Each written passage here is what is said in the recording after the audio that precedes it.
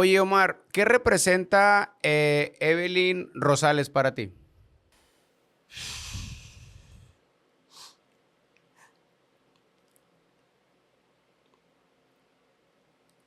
Mi esposa es, digamos, no solo la mujer que amo, sino que también es la mujer que me presentó a Jesús. Es la mujer que creyó en mí. Es la mujer que me impulsa a hacer cosas grandes, ¿verdad? Es la mujer que es la única mujer, o sea, la comparación está mala, pues, pero ningún hombre, ya, ni jefe, ni líder, ni superior, se ha atrevido a decirme lo que ella me ha dicho en muchas ocasiones. Hay quienes dicen que no hay una escuela para padres, ¿no? Hay quienes dicen que no te enseñan a ser papá. Eso es lo que te dicen, ¿no? Pero realmente esa es una mentira. Tú aprendes a ser papá viendo cómo fue tu papá, o cómo fue tu tío, o cómo fue tu abuelo, o la figura masculina que tuviste en tu infancia. Jesús es el único líder de la historia que ha cambiado la historia y la ha partido en dos, ¿verdad? Todos sabemos que incluso el calendario dice antes de Cristo y después de Cristo. Para mí precisamente es eso, es que hay un Omar Pineda antes de Legendarios y hay un Omar Pineda después de Legendarios.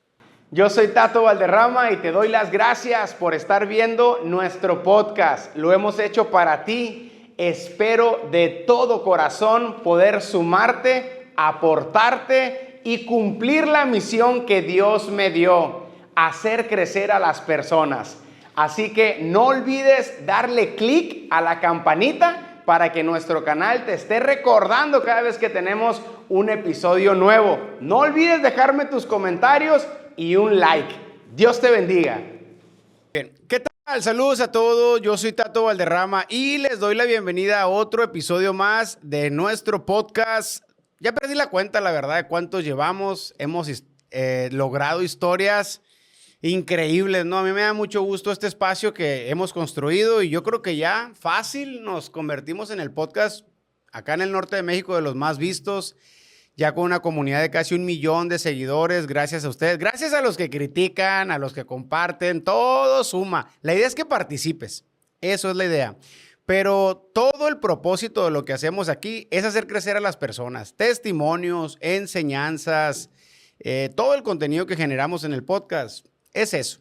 Si en este episodio podemos darle las gracias a Dios y pues conocer este tipo de historias resilientes, en algunos casos, que te ayuden a crecer a ti financieramente, espiritualmente, intelectualmente, emocionalmente y todas las mentes posibles, pues estamos cumpliendo la función, de eso se trata.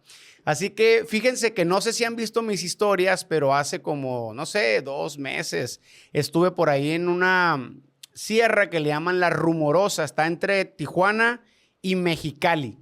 Y ahí hay un buen amigo mío, está el pastor Martín Guerra, está un buen discípulo de él que es Marco, y yo tenía como unos 15 años que no los veía físicamente, tenía mucho tiempo que no los veía, y ellos están coordinando allá un programa que se llama Legendarios, un programa de hombres para resaltar la hombría, fortalecer el carácter, etcétera, que ahorita vamos a hablar de eso. Pues me metí a ver qué onda y pues me pegaron una buena arrastrada, pero creo que valió la pena. Y ahora hace poco acá en Hermosillo, que lo lidera, lo coordina mi amigo Efren, el programa de Legendarios aquí en Hermosillo, acaban de regresar de la montaña y se tuvo el privilegio de Guatemala que venga uno de los líderes de este movimiento, que es Omar Pineda, tocayo. Así que la verdad a mí me enorgullece muchísimo tener el privilegio y la oportunidad de tener aquí en el podcast a Omar. Brother, muchas gracias por aceptar la invitación primero que nada. No, gracias a ti, Tato. La verdad que siempre es un honor y un privilegio pues estar con amigos, ¿verdad? Y pues sé que tengo poco tiempo de conocerte, pero te considero un amigo. O sea, toda persona que ama a Jesús y que hace una obra para el bienestar de la gente es mi amigo. Órale. Siempre será así. Qué interesante. Oye, acá tenemos una frase, Omar, en México que se dice en caliente. En caliente es como a lo que vas, ¿no? Para entrar de lleno en el tema, estimado Omar, ¿cómo una persona puede transformarse en 10 segundos? Pues ve, Los 10 segundos vienen de la mano de que Dios puede hacer cualquier cosa en cualquier instante, ¿verdad? Pero no solo es eso, también tú como hombre, ¿verdad? Como persona tienes que estar preparado para lo que la vida te presente en cualquier instante. Cada respiro, cada latido, cada decisión que tomes, cada segundo importa, porque las decisiones que tú tomes hoy en el presente son las que te van a llevar a tener un mejor futuro, ¿ya? Incluso ese pasado que quizá te está deteniendo en avanzar, en cualquier segundo puede ser redimido por Dios, pero también en cualquier segundo tú puedes tomar una decisión que te libere de esa atadura. De eso Entonces, se trata. lo que tratas de decir es que todo inicia con una decisión, Así independientemente de la situación. La decisión es la que va a marcar la línea para iniciar el cambio. Nosotros tomamos miles de decisiones en el día. Cada decisión que tomamos realmente importa. Te vas a poner hoy un pantalón negro o una camisa azul. Pues dirás, no, pues eso no es importante. Pero si te pones una rosa, quizá te van a tachar de otra cosa. No sé si explico el punto. Claro. Suena contradictorio, suena a algún tema que la gente no quiera tocar. Pero tu hombría también viene de la mano de las decisiones que tomes. Porque hoy decides ser alguien respetable o hoy decides ser alguien que le importa un comino lo que la gente piense. Y entonces tomas decisiones que te lleven a hacer las cosas mal. Cada decisión importa. Un brother con el que grabé ahí en Monterrey me decía que pues él ha hecho un consenso con su familia y dice, pues yo he decidido relajarme con marihuana, me dijo, ¿no? Así, abiertamente me dijo, y pues sabe a lo que me dedico yo.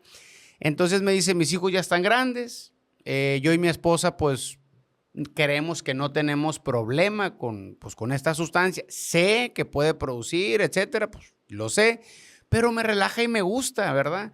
Entonces, pues me preguntó mi opinión y más allá de la información científica, cognitiva y todo, yo le digo, brother, tus decisiones van a tener un impacto en tus hijos, en tus nietos, en tus bisnietos y a lo mejor hasta la cuarta y quinta generación. Tus decisiones. Qué interesante eso, ¿no, Omar? O sea, uno puede decir, pues yo puedo decidir esto ahorita y ¿cuál es el problema? No, más en un hombre de familia, ¿no? Que va a trascender lo que decidió.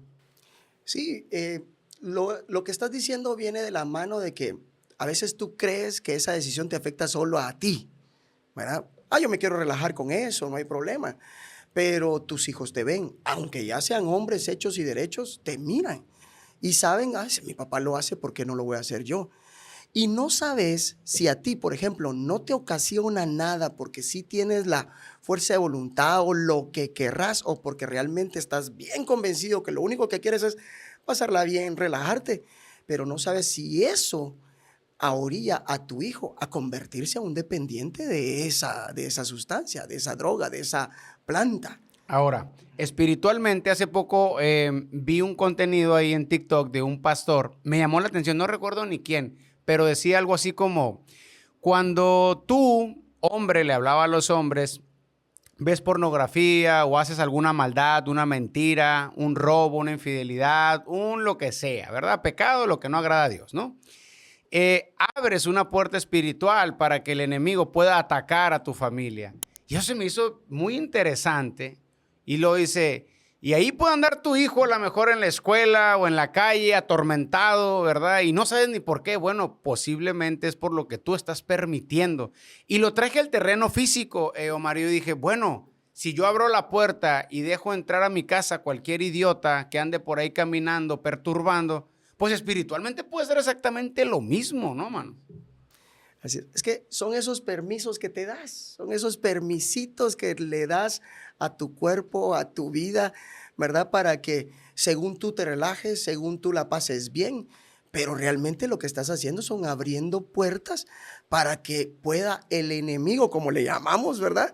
Atacarte no solo a ti, sino que a los tuyos.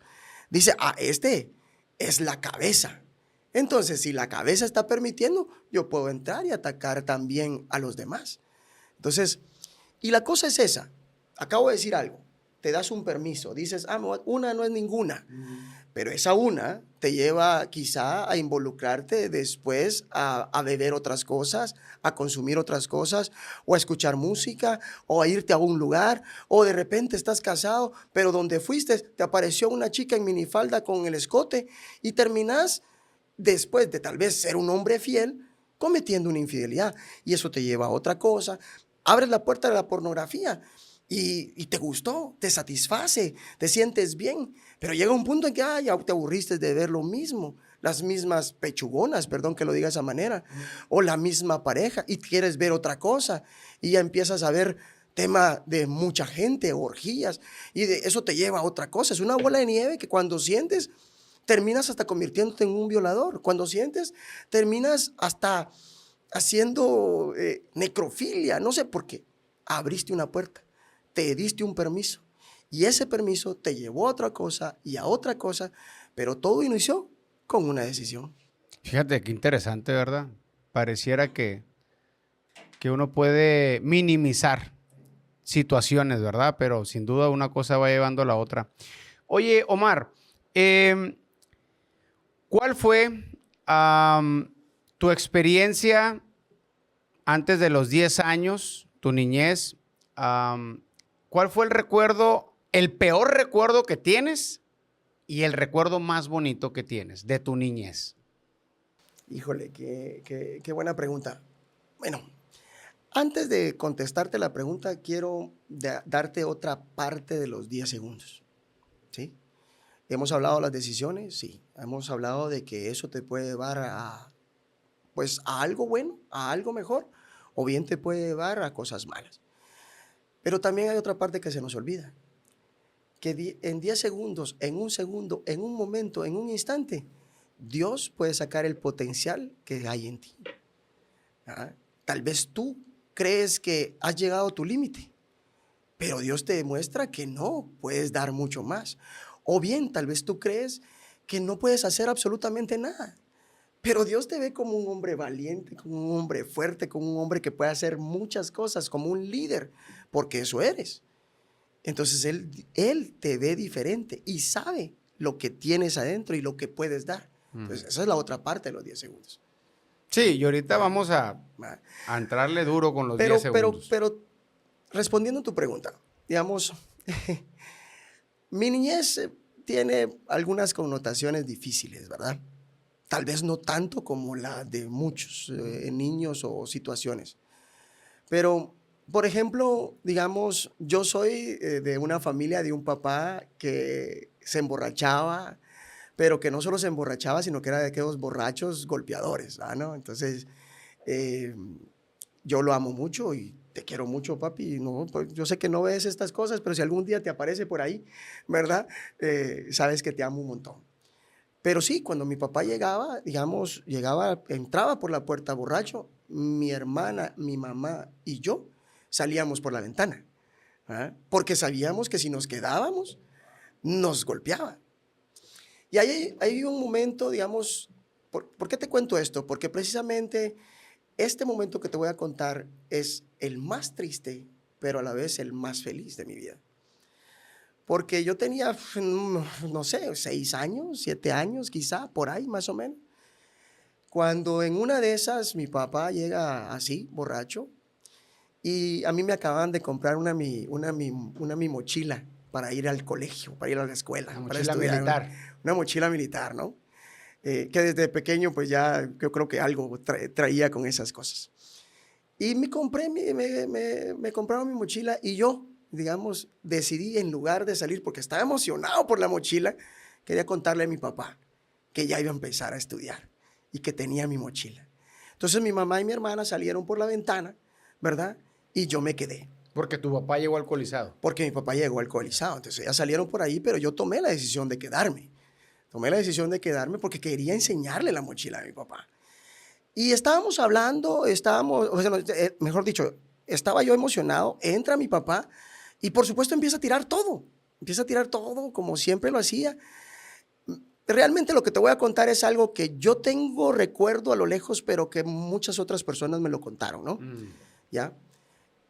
Pues te imaginas a un niño ¿ya? Porque dice que por la ventana se veía, ¿te imaginas a un niño de 6, 7 años agarrar a su papá, ¿verdad? Y sentarlo y tirarlo al sofá, ¿ya? Dicen que lo tiré al sofá. Y dicen que se veía como que si yo estaba ahí, y bla, bla, bla, y algo le decía, ¿verdad? Algo le decía. Fue tan impactante ese momento, o lo que le pude haber dicho, o lo que Dios puso en mi vocabulario para decirle, que mi papá desde ese día dejó de tomar. Desde ese día dejó de tomar. ¿Y no te acuerdas? Nunca más, no me recuerdo qué le dije, la verdad que no me recuerdo. Lo único que me recuerdo fue ver a mi tío Santos, le digo yo, que es el hermano de mi abuela. Señor, que ahora que lo veo realmente es chaparro, es bajito, es como de mi estatura, ¿no? Pero yo me recuerdo ver a un hombre grande, alto, botar la puerta de la casa, botar la puerta de la casa y rescatarme, porque mi papá me estaba golpeando. Wow. Mi papá me estaba golpeando. Y resulta, ¿por qué te digo que es el momento más triste, el momento más feliz de mi vida? Triste porque tengo claro el recuerdo que sí me golpeó y que en lugar de felicitarme, abrazarme por la mochila, recibí golpes. Pero feliz porque desde ese día mi papá no volvió a tomar y trató bien a mi mamá y a mi hermana. Pero la diferencia es que también sigue siendo triste porque me quitó el habla, me dejó de hablar por muchos años. Por ese confrontación. Por ese confrontamiento, me dejó de hablar. Mi papá y yo nos volvimos a hablar hasta muchos años después, cuando yo me gradué de la Escuela Politécnica, pero esa es otra historia. Pero imagínate, un niño de 7 años que lo que quiere es tener el abrazo de su papá, el que quiere es tener la aprobación de su papá, y nunca hablábamos. Yo le daba buenos días, papi, toda la cosa, y él me ignoraba por completo. Platícame cómo es vivir con tu papá sin tener comunicación y aplicar esta ley del hielo durante tantos años. ¿En qué te afectó eso? En mis relaciones. Yo soy un hombre, bueno, ahora pues digo que tengo más de 100,000 amigos, pero soy un hombre muy solitario, ¿verdad? Soy un hombre muy solitario. Son pocas las personas a las cuales yo considero mi amigo, ¿verdad? Ahora me enfoco más en lo que te dije al principio, ¿verdad? Para mí un amigo es aquel que tiene a Jesús en su corazón y que le sirve a la gente. Porque la mejor manera de servirle a Dios es sirviéndole a las personas. Entonces, y como yo comprendí eso, ¿verdad? Entonces digo, tengo un amigo ahí en él. Aunque no seamos de los que nos hablemos constantemente, nos visitemos, pero sé que es alguien con quien yo puedo contar en algún momento. Pero de allí en adelante, digamos, desde mi niñez, fue una niñez en la que puedo contar mis amigos de la niñez con las palmas de la mano. Pero este problema con tu papá, esta indiferencia de tu papá te llevó a ser muy introvertido. Bastante. Muy tímido, inseguro. Muy tímido. Es más, te puedo decir que, por ejemplo, yo tengo muchas fobias, casi nadie lo sabe, y te voy a decir una de ellas, y te vas a quedar sorprendido. Yo no puedo estar donde hay mucha gente. ¿Cómo? ¿Cómo? No si vienes de allá de liderar una bola de compas allá. No puedo estar donde hay mucha gente. Y sin embargo, pues lo que acabas de decir, y no solo eso, tenía gente bajo mi cargo, tanto en la vida militar como en la vida civil, y ahora con todo este tema. Otra cosa más, yo no podía, en ese entonces, mejor dicho, le tengo miedo a las alturas. Pero eres paracaidista. Y soy paracaidista. No. Ya me explico el punto, ¿no? Claro. Pero también eso me enseñó a mí.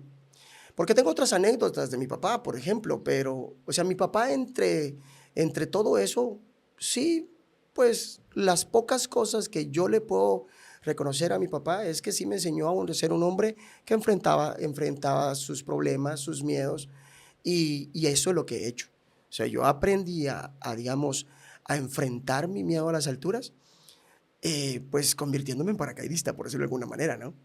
Ya, aprendí a solventar esa parte de no estar con mucha gente, declamando, haciendo oratoria, pero yo, digamos, vencí ese miedo propio, pero porque hubo un hombre que alguna vez me dijo que yo podía hacerlo, que yo era fuerte. Te afirmó ahí. Sí, Fíjate, aunque lo demás no, claro, aunque no haya claro. tenido esa figura paterna que muchos hubiesen querido tener. Oye, dos cosas. Viene a mi mente, lo primero que viene a mi mente, ¿no?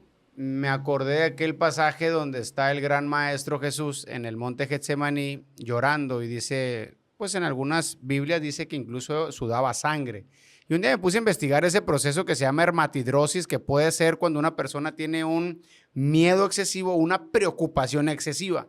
Entonces, pues el gran maestro al día siguiente iba a pasar un proceso que iba a definir el antes y el después de la humanidad, que era la crucifixión, enfrentó un miedo, ¿no? O sea, humanamente hizo lo que tenía que hacer, ¿no? Y también, guardando las proporciones, hay un libro por ahí que se llama El hombre en busca de sentido, de Víctor Frank, y él dice que en los campos de concentración, pues no le tocó de otra más que enfrentar los miedos, pues no, porque no le quedaba de otra. Entonces él dice, como un psicoanalista, que la mejor manera de dominar tu miedo es enfrentándolo. Martin Luther King tiene una frase que a mí me gusta que dice, el miedo tocó la puerta de mi casa, mandé a la fe, abrí la puerta y el miedo ya no estaba.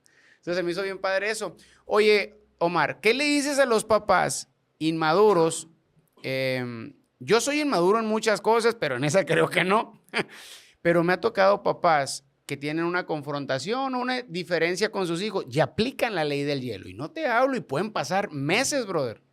Tengo casos así, cercanos, de papás de que no, o sea, tuvo una diferencia. Claro que va a tener diferencias y pues confrontaciones con los hijos, pues es normal. Pero que no haya la madurez de decir, a ver, campeón, o a ver, mija, la niña, vamos a platicar, o sea, la vida es corta, mañana se nos puede acabar esto, pues, ¿no? ¿Cómo podemos estar viendo la misma casa y yo doblándote en la edad y sin verte? O sea, de que llegas a comer y me paro y me voy, ¿no? ¿Qué le dices a esos papás? Bueno, la verdad es que, digamos, hay quienes dicen que no hay una escuela para padres, ¿no? Hay quienes dicen que no te enseñan a ser papá. Eso es lo que te dicen, ¿no? Pero realmente esa es una mentira. Tú aprendes a ser papá viendo cómo fue tu papá, o cómo fue tu tío, o cómo fue tu abuelo, o la figura masculina que tuviste en tu infancia. Entonces, terminas haciendo cosas que ellos hicieron. ¿Me explico? Terminas haciendo cosas que ellos hicieron. Entonces, yo le diría a ese papá, mira, si tal vez algún día tu papá te aplicó la ley del hielo, no lo hagas. No lo hagas, porque lo que acabas de decir hace un rato del miedo, es que quizá te da miedo hablar con tu hijo, te da miedo hablar con él porque no sabes qué decirle, porque dices, a mí no me enseñaron a ser papá, pero la Biblia es clara también cuando te dice no temas, te lo dice una y otra vez. Incluso hay teólogos que dicen que está allí escrita por 365 veces. Pero lo que realmente significa ese no temas no es que no sientas el miedo, es que con todo y miedo hagas las cosas. Entonces yo te diría, si tú puedes vencer el miedo de hablar con tu hijo porque no sabes qué decirle, porque no tienes qué decirle, hey, abre tu corazón, inténtalo, habla con él. No apliques la ley del hielo, porque la ley del hielo lo único que te va a causar es un distanciamiento con él. Tremendo. Y entre más distanciado, pues menos podemos influir, ¿no? Oye, Omar, ¿qué representa Evelyn Rosales para ti?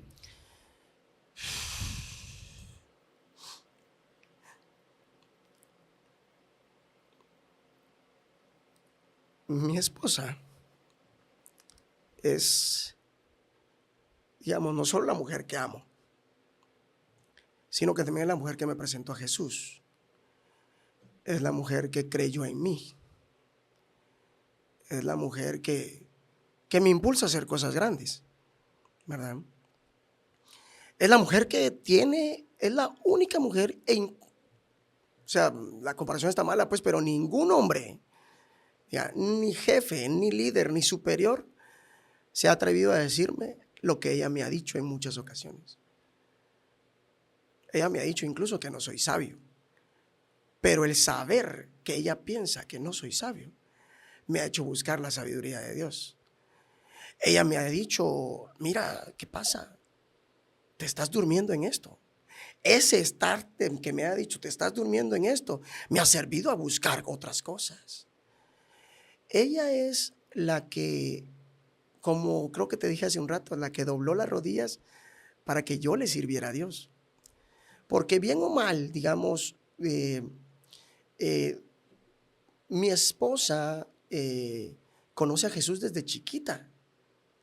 Yo no es que yo no lo conociera, porque incluso de pequeño, a pesar de que soy primera generación de cristianos, como digo, desde pequeño, a pesar de que iba a la iglesia católica, pero te vas a reír. Iba a la iglesia católica y cuando llegaba a mi casa, que es un pueblo, allá en el Puerto San José, en el barrio La Arenera, salía y me iba caminando yo solito, desde los 4 años, a una iglesia evangélica a escuchar la escuela dominical.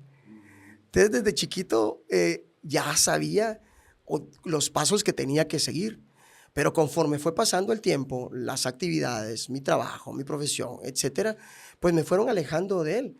Y tú dijiste algo muy claro hace un ratito. Ya, es cierto, era un pecador con buenos modales, o era una buena persona, pero no tenía a Jesús en mi corazón. Y tu respuesta fue clara y concisa. O sea, de todo modo me iba a ir al infierno siendo buena persona, ¿no? Porque es cierto, o sea, tú puedes ser la mejor persona del mundo. Puedes llevarle de comer al hambriento, puedes, no sé, ser generoso o lo que sea. Pero si no tienes a Jesús en tu corazón, como diría aquí mi amigo, te vas a ir al infierno. Suena feo, pero es así. Qué interesante. ¿Cómo, cuál ha sido o si ha habido, yo creo que pues no existen los matrimonios perfectos, ¿verdad? Y yo le decía en una ocasión a mi mamá, porque me juzgaba mucho, ¿no? Y me presionaba mucho porque estuviera ahí, porque cumplir muchas demandas. En mi casa se malinterpretaron mucho las cosas. Siempre donde hay un adicto en casa, pues lo viviste, siempre se malinterpretan mucho los roles, ¿no? De repente el hijo parece el papá, o a veces un hijo parece el marido, o a veces el hijo más pequeño parece que es el hijo más grande. Y en mi casa pues me tocaba ser bombero, me tocaba ser, me veían como si fuera un esposo, me hablaban para disciplinar, me hablaban para, ¿no? Para apagar ciertos fuegos ahí. Y a veces, pues llegó un momento que me harté, pues, ¿no? Y le dije a mi mamá, yo soy tu hijo y soy el menor, pues, ¿no? O sea, yo quiero ser tu hijo nada más. Yo no quiero ser el papá de mi hermano, ni quiero ser tu marido. Pues, o sea, yo no estoy para eso. No es mi rol, ni puedo cargar con eso, porque no cumplo los requisitos, para empezar, no es mi función. Ya tengo una casa y suficiente tengo, ¿no? Entonces, le traté de dar a entender a mi mamá en aquel momento que el buscar la manera de que la familia pueda ser una familia funcional, no perfecta, pero que funcione el equipo. Pues la familia es un equipo y pues debe de funcionar el equipo. Debemos de ir a entrenar pues para salir a dar lo mejor en el partido, que es la vida diaria. Entonces, entiendo que no hay perfección, pero podemos ver de qué manera vamos solucionando los problemas. Y a donde voy con todo esto que te estoy platicando es cómo tú y tu esposa han logrado trabajar en sus problemas y cuál ha sido, bajo tu perspectiva, un problema más difícil entre ustedes. Porque a lo mejor el problema más difícil que pueden tener ustedes, pues a lo mejor no es el mismo que yo pueda tener o el que yo pueda tener, a lo mejor no es el mismo para ustedes, ¿no? ¿Cómo han sabido manejar eso? Fíjate que, digamos, en nuestro caso, se podría decir que hemos tenido un matrimonio que ha sabido sobrellevar las tormentas, porque por supuesto todos los matrimonios, todas las parejas tienen tormentas, ¿no? Hubo un momento en el cual, digamos, llegamos al punto en el que, pues, prácticamente me sacaron las maletas de la casa, ¿no? Y en ese sacar las maletas, pues yo dije, no, pues yo ya dormí en la montaña, ya hice varias cosas, pues yo me quedo a dormir aquí, ¿verdad? Divertido porque ella estaba tan molesta conmigo que se salió del cuarto, porque yo me quedé a dormir y salió del cuarto y se fue al otro cuarto a dormir. Pues yo me levanté y me fui y me acosté allá en el otro cuarto, ¿verdad? Se levantó de allí, o sea, prácticamente si ella se iba a la sala, pues yo me iba a la sala. Si ella se acostaba en el piso, yo me acostaba en el piso. Pero lo que te quiero decir con esto es que en mi caso fue la permanencia, la perseverancia y demostrarle con acciones puntuales que ya no era el mismo, ¿ya? Que creo que esa es la clave. Y creo que la principal razón por la que hemos podido sobrellevar las tormentas que hemos vivido, financieras, de comunicación, etcétera, ha sido porque Dios ha sido el centro de nuestro hogar. De un tiempo a la fecha, por supuesto, ¿sí? De un tiempo a la fecha. Desde ese momento en que nosotros entendimos que, digamos, la relación matrimonial es como un triángulo, ¿no? ¿Sí? Que tiene a Dios aquí en la cúspide, ¿verdad? Pero que si usted a estas dos manos, este es ella y este es él, ¿verdad? Mientras más cerca esté así de Dios, más juntos están. Pero mientras más uno se vaya alejando, aunque este esté aquí cerca, están separados los dos. Y si los dos se separan, más separados aún llegas a los dos puntos del triángulo, ¿me explico? Pero si empiezas a caminar uno, otro, o de la mano, al final terminan juntos. Nunca lo había visto de esa está manera, así. fíjate, y es muy visual, Sí. una manera de explicarlo muy fácil. Porque Dios está así. Entonces yo te digo, eso es lo que necesitas. Tener a Dios en el centro de tu hogar. Porque incluso la Biblia lo dice. Si tú, digamos, permites o te separas de Dios, permites que el diablo entre a tu cama. ¿Ya? Interesante. Fíjate, una vez en una reunión ahí de parejas, nos pusieron un ejercicio sobre este tipo de cosas, de qué es lo que más admiras de tu pareja y todo este rollo, ¿no? Y un día platicamos unas cosas ahí, mi esposa y yo llegamos a la casa y me dijo, no, nunca se me olvida, ¿no? Me dijo, mientras tú seas congruente, Tato, me dijo, mientras tú seas congruente con lo que dices y lo que haces, yo te sigo, yo te respeto, pero sé congruente. Nunca se me olvida. Órale, no, pues sí. Oye, ¿te puedo interrumpir ahí? Ponle, eso es algo que hasta mi pastor bromea con eso. Hasta, digamos, todos los hombres dicen que la última palabra la tengo yo. Sí, mi amor. ¿Has oído eso? ¿Sí, va? Sí. Que el que manda en la casa, pues soy yo porque tengo la última palabra. Sí, mi amor. O mi pastor se echa la broma. Que cuando él se casó, dice, yo tomé una decisión. O mandaba en la casa o era feliz. Y soy feliz. Dice. La lección más sabia, ¿no? Pero escucha esto. Lo que pasa es que la Biblia también es clara entre los roles. O qué es lo que tú haces, ¿verdad? Y tú eres la cabeza de hogar. Pero hay un dicho que para saber mandar, primero hay que saber obedecer. Entonces, la mejor manera para que tu esposa se someta o para que tu esposa, se oye es feo la palabra que acabo de decir, o se sujete o haga las cosas de acuerdo a lo que tú tienes en tu visión, en tu mente, para que te siga, ¿verdad? A donde quiera. Es que ella, lo que dijo tu esposa, que seas congruente. Porque es que ella vea que tú estás obedeciendo a Dios, que tienes una autoridad espiritual que te dice qué hacer. Entonces dice, wow, él está siguiendo las órdenes de alguien superior. ¿Por qué no lo voy a seguir? Claro. ¿Me explico? Sí, no, tremendo. Sí. Tremendo, Sí. totalmente. Nos va a ver muchas personas y sobre todo muchas mujeres. O sea, el podcast lo siguen muchas mujeres, entre ellas muchas mamás que tienen hijos con problemas. Nos siguen muchas damas que sus esposos pues traen problemas con diferentes actividades adictivas, etcétera. Y en general, también hay mucha gente ahí que se va sumando. Pero tu esposa estuvo orando para que tú buscaras a Dios. ¿Qué le dirías a estas mamás que sus hijos andan bien desviados, ¿verdad? Por muchas cosas, pero también a muchas esposas que anhelan ver a un esposo comprometido? Le diría dos cosas. Número uno, que no se cansen de orar. Porque mi esposa se pudo haber rendido, tenemos 22 años de casado. Yo le sirvo al Señor desde apenas hace 10 años. Se pudo haber rendido en el año 1, en el año 5, en el año 10, en el año 12. ¿Me explico? Pero no se rindió. ¿Ah? O sea, número uno, que no se canse, que siga orando. Porque tarde o temprano Dios hará la obra en ese hombre, en ese hijo, en ese esposo. Y número dos, le diría que cuando eso suceda, como diría mi esposa, no sea la piedra de tropiezo para que ese hombre, ese hijo, ese esposo le sirva a Dios. Porque hay veces que el hombre cuando se compromete, no lo para nadie. Se involucra y se zambulle, nada y atraviesa un mar entero cuando tiene una misión que cumplir. Así somos. Así es nuestra naturaleza. Entonces, si este hombre le sirve al Señor, si este hombre quiere ir a la iglesia todos los domingos, pero la esposa o la mamá le dice, no hombre, hoy quedémonos aquí en casa, vamos a comer a tal restaurante.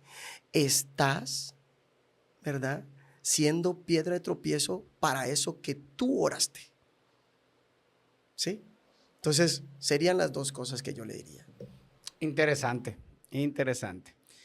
Oye, Omar, en este libro, estimados valientes que me están viendo, pues vienen muchas historias, ¿no? Vienen muchas historias, es un libro muy fácil de leer, un libro muy digerible, muy bueno, con muchas herramientas muy prácticas, ¿no? Así me gusta leer a mí, muy rápido.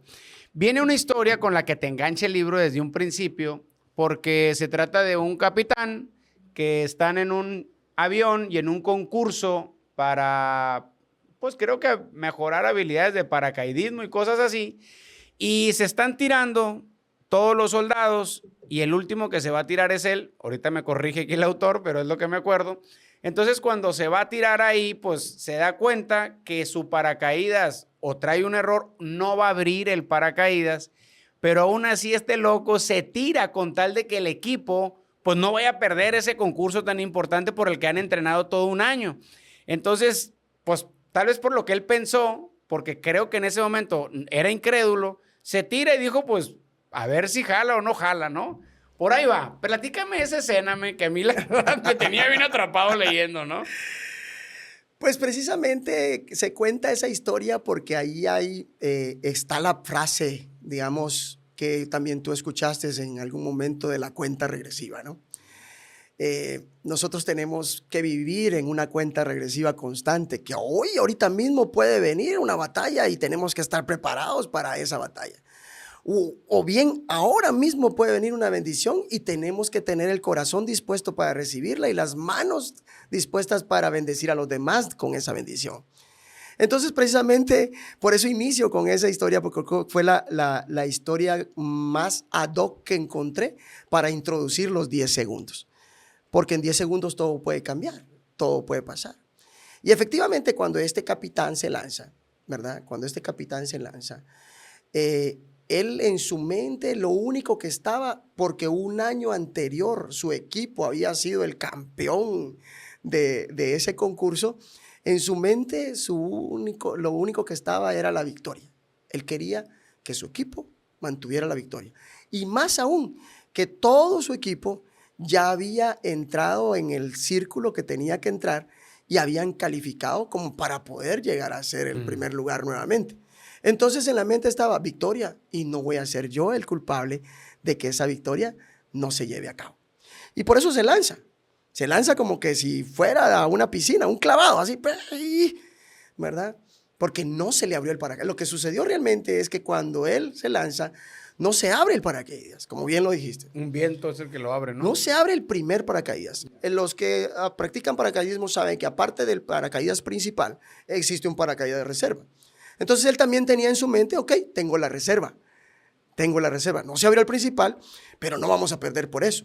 Entonces me tengo que acercar lo más posible al punto, llegar a la tierra y abrir la reserva ya casi en el suelo. ¿Va? Disculpa que te interrumpa. ¿Son las mismas dimensiones los dos No, paracaídas? no. Es más peligroso volar con Lo que sucede es que, por ejemplo, saltas a una altura de 10,000 pies de altura, por ejemplo, con un paracaídas grande que puedes maniobrar o bien puedes tratar de hacerlo y te protege más de todo el tema del viento, ¿no? Pero de allí a una distancia más pequeña puedes usar la reserva, pero si tú abrís la reserva, también esa es la lógica, si tú abrís la reserva a 10,000 o a 5,000 pies de altura, es más posible que en lugar de que te salve, te vayas a matar, ¿ya? Entonces la idea era lanzarse la victoria, pero también en su mente estaba que la reserva lo iba a proteger. Pero cuando se lanza para la victoria, resulta que la reserva, cuando lo abre, tampoco se abre. ¿Ya? Allí es cuando él empieza a pensar en toda su vida, empieza a pensar en qué fue lo que ha hecho o qué está haciendo. Y como todo puede cambiar en cualquier momento, Dios lo rescata y le manda una ráfaga de viento y hace que la reserva se infle y no se mate en el impacto. Sí. Dios puede hacer en un instante, dice, Dios puede hacer en un solo instante, y es un preámbulo al apasionante descubrimiento de que solo 10 segundos bastan para tener un cambio y que el poder transformador de Dios está en todas partes y en todo momento. ¿Y sabes qué pasó con eso de los 10 segundos? Cuando abrió la reserva y vio que no estaba, pues al final se resignó. Eso no está ahí en el libro, pero al final se resignó y dijo 10, 9, ya estaba resignado a morir. 10, 9, 8, 7, 6, 5, 4, 3, 2, 1 y la ráfaga de viento apareció. y Dios lo salvó. Wow, esta frase me gustó mucho. En los momentos más oscuros y desesperados, la esperanza y los milagros pueden aparecer cuando menos se esperan. Hay otra historia también muy buena, hay algunas historias muy buenas. Platícame la historia del capitán que le había dado las instrucciones a un soldado y llegó el capitán y se dio cuenta que estaba abrazado ahí con los enemigos predicándoles a Cristo. Esa es una historia que te golpea desde adentro cuando la lees. No sé si a ti te pasó. Yo incluso cuando la estaba escribiendo tenía lágrimas en mis ojos. Cuando lo leía, y si lo vuelvo a leer ahorita, quizá me vuelvan a salir lágrimas en los ojos. Porque es un testimonio real de alguien que tenía una convicción firme, amaba a Jesús y tenía una esperanza. La esperanza que un día iba a estar en la eternidad con Dios. Y tenía la convicción firme y el compromiso que su trabajo aquí en la tierra era ganar almas para Cristo. Entonces, él era un tipo feliz, gozoso, siempre andaba contento, con una sonrisa y aprovechaba cualquier momento para hablarte de Jesús. Pudieras haber estado a la par en el baño con él, que él allá con todo y todo te estaba hablando de Jesús. Y él se pasaba así.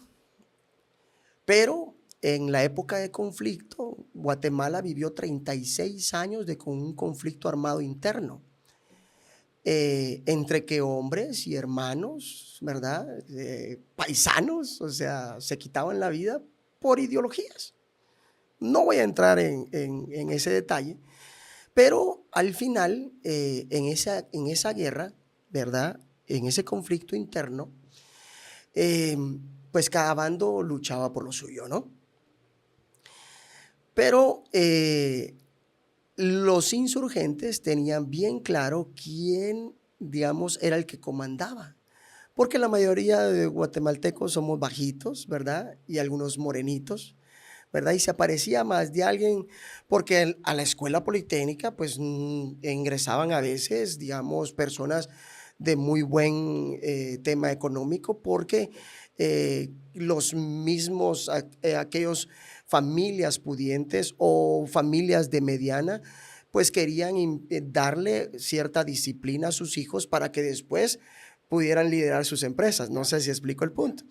Entonces tú veías allí que había una diferencia entre el oficial marcado y el soldado. Entonces el insurgente al primero que atacaba era aquel alto o aquel blanco o aquel que sobresalía. Y este muy joven era un joven alto, rubio, de buen parecer, ¿verdad? Y el capitán de esta historia tenía una misión. Él quería que nadie o tener las menos muertes posibles en su batallón. ¿Sí? ¿Me explico? Claro. Entonces le había dado algunas instrucciones a este teniente, a este joven, ¿verdad? Por ejemplo, lo mantenía siempre adentro, siendo él el que entrenaba, pero no lo sacaba a patrullar, porque sabía que a él iba a ser el primero que iban a acabar, ¿no? Pero hubo un momento en esa historia en el que este capitán, este teniente, ¿verdad?, desobedeció la orden del capitán. Y el capitán les decía que lo único que tenían que hacer era escuchar y obedecer. Pero desobedeció la orden de no irse con su pelotón, sino que irse en el convoy de carros. Y se fue a pie, patrulló. Y resulta, pues, dicho y hecho, lo capturaron a él y a todo su pelotón. Perdón. Lo capturaron a él y a todo su pelotón. Pero como te digo que este hombre se dedicaba precisamente a hablar de Jesús, cuando los capturaron, la insurgencia pues vino y los despellejó vivos, les quitó la piel, los puso en un agujero a los 4 cabos de escuadra y a él, oficial. Eran Les 5. quitaban la piel. La piel completa. Estaban desollados vivos. O sea, tú veías ahí, era una escena de terror cuando tú veías a esos hombres así, o sea, sin piel, la pura carne, ¿no? Así como en las películas de terror. Pero como este joven era atlético, tenía una fuerza interior así impresionante, y aparte de eso, pues tenía una misión, porque él dice que él escuchó la voz de alguien más importante que tú, le dijo el capitán. Él tenía que ir ahí, y por eso fue que desobedeció la orden. Entonces, él tuvo el tiempo para estar dentro del agujero, desollado vivo, y aún así, allí, predicarles a todos. Les contó lo que Jesús había hecho. Cuando digamos, el capitán... O sea, no estaba muerto. No estaba muerto. Cuando el capitán se enteró que lo habían capturado, tomó, digamos, a otros oficiales y a otros sargentos para ir a rescatarlo a él y a todo su equipo. Porque, como te digo, él tenía la misión autoimpuesta de no perder a nadie, o por lo menos tener las menos bajas posible. Y si él perdía la vida en el intento, lo iba a perder, pero quería recuperar a su equipo, a su pelotón. Y se fueron. Y cuando ellos se acercaron, a lo lejos se escuchaba un alma más para Cristo, un alma más para Cristo, que era el grito como de júbilo que él hacía cuando alguien aceptaba a Jesús después de que él le hablara, lo evangelizara, ¿no? Y total que cuando se acercó el capitán a rescatarlo, vio a todos los insurgentes y a los soldados de rodillas, alabando y adorando a Dios, y a lo lejos se escuchaba un alma más para Cristo. Los otros 4 estaban muertos, y este teniente, Carlos, estaba vivo porque tenía la fortaleza atlética de su cuerpo, pero también tenía la fortaleza del Espíritu Santo en él, que le había permitido estar vivo para predicar. Y por eso en el libro menciono que era una escena de terror, pero también era la escena más hermosa que te podías imaginar, porque volviste a ver a hermanos que se estaban peleando, abrazándose, y cuando al final pues ellos se fueron, se quedó solo con el hombre que estaba ahí gritando un alma más para Cristo, fue que le dijo: es que tengo una esperanza, que ahorita voy a estar con Jesús en la eternidad, y estoy feliz porque gané muchas almas para Cristo. Tremendo, tremendo. Qué padre, ¿no? Son cosas que a veces uno las escucha, no las cree al principio, o a veces son tan potentes que, híjole, yo cuando escucho historias así a veces me avergüenzo, o a veces me lleno de impotencia de lo que debo de hacer más, o bueno, nos incomodan y nos inspiran a seguir adelante, ¿no? Oye, Omar, qué tremendo, una tremenda historia, la verdad que se me pone la piel así. Para entrando en la recta final, este tema o este programa, bueno, tengo 2 preguntas. La primera, Legendarios, más allá de sus inicios y todo eso, y más allá de las transformaciones que se hacen en las personas y los cambios que hemos visto, ¿qué representa para ti este programa de Legendarios? Jesús es el único líder de la historia que ha cambiado la historia y la ha partido en 2, ¿verdad? Todos sabemos que incluso el calendario dice antes de Cristo y después de Cristo. Para mí precisamente es eso, es que hay un Omar Pineda antes de Legendarios y hay un Omar Pineda después de Legendarios. Es precisamente el parteaguas, el punto de quiebre, donde yo comprendí que tenía una misión importante en mi vida, que tenía un propósito. ¿verdad? Nosotros tenemos un propósito. Todos tenemos un propósito.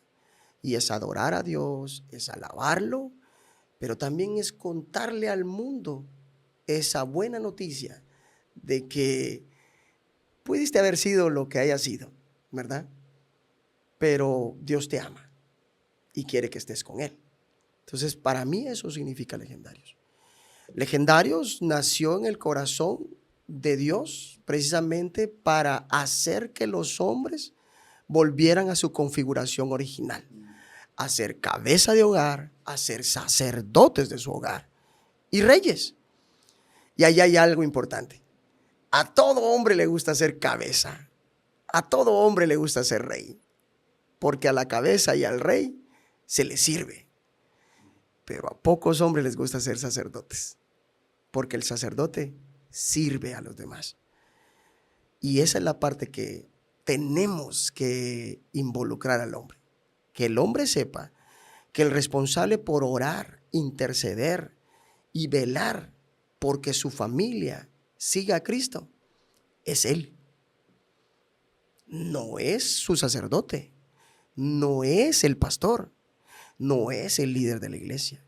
Ellos tienen un llamado de cuidar a sus ovejas, pero el sacerdote del hogar es el que Dios puso como padre de esa familia. ¿Sí? Qué interesante. En el libro manejas la promesa de la transformación, ¿no? Segunda de Corintios 2, 2:17 es, creo, 5:17. Y va muy de la mano, ¿no? Con lo que estás diciendo, porque allá sucede esta promesa que las cosas viejas pasaron y todo aquí es hecho nuevo. Es algo bien complicado porque la sociedad en su mayoría no lo entiende. Si tú eras un cuate baquetón, mentiroso, tramposo, delincuente, te quieren ver toda la vida así y no toleran o no soportan cómo creer en Jesús te cambia la vida. O sea, puedes volver a empezar. No significa que no vas a pagar por consecuencias. Las consecuencias ahí están y a lo mejor nos alcanzan, ¿verdad? Sin embargo, el aceptar al Salvador, pues te permite eso, reiniciar tu vida o matar la anterior y edificar una nueva. Y es lo que empieza a ser una transformación genuina, ¿no? Que es parte de lo que mencionas que sucede en este programa de Legendarios, ¿no? Sí es. Es que hay mucha gente que se queda con tu pasado, con lo que fuiste, con lo que hiciste. Y pues no soportan tu presente. Pero eso a ti, digamos, lo que te tiene que llevar es que probablemente ellos tampoco vayan a ver tu futuro. Y ese futuro es glorioso, porque hoy tomaste la decisión para que ese futuro fuera glorioso. Pero no porque esa persona se haya quedado con tu pasado, no quiere decir que no le demuestres amor contándole lo que Jesús hizo en tu vida. Sin duda. Bueno, antes de entrar a ese punto, nomás para concluir, si hay alguien que nos está viendo, si es una mujer, una mamá o un cuate por ahí, lánzales una invitación en donde vivan, en cualquier parte de México, porque veo dónde se hace el programa de Legendarios. Dinos en qué países están, cómo la gente puede sumarse, cómo pueden meterse a un top. Descripción general. Pues mira, o escuchen, mejor dicho, ¿verdad? Puedes buscar Legendarios Global en Instagram, en Facebook, ahí lo encuentras. Puedes buscar en YouTube, ahí lo encuentras.